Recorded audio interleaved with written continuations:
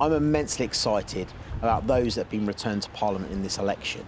35 members of the armed forces community carrying those experiences, those values and our voices into Parliament has to be a good news story. And the fact that it's so diverse across all the main political parties is a change from the last election. So I think that's a good news story from this election. There are less MPs with military backgrounds going into this Parliament, 35, than there were in 2019 when there were 50.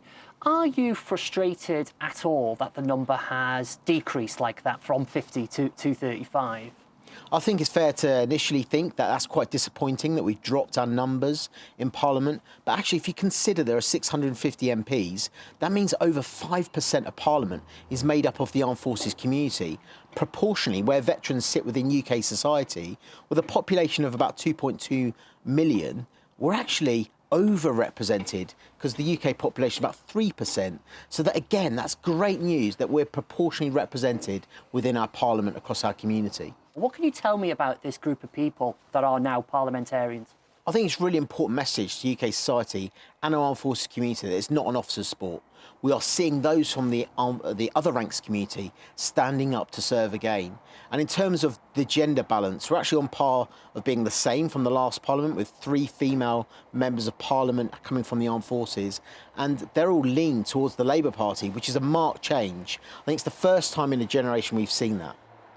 There were 77 candidates standing with military backgrounds, and obviously about half of those individuals didn't make it. What would your message be to those who haven't won their contests, who might be considering whether their future in politics is even worth it? I've won and I've lost elections. I've probably run hundreds of local government campaigns. I've fought European election campaigns, general election campaigns. I know what it's like to win and also what it's like to lose. And the fact these people have put themselves forward, their heads above the parapet in the first place, is to be highly commended.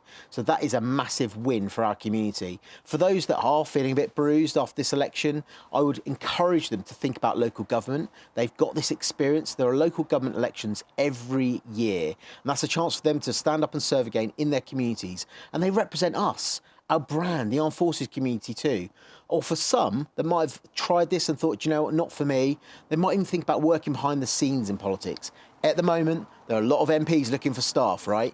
So they've got the skills. Anyone that's got leadership within the armed forces adds so much value, whether it be in operations of running campaigns out in the field or running the busy MP's office. There's definitely a place for the members of the armed forces.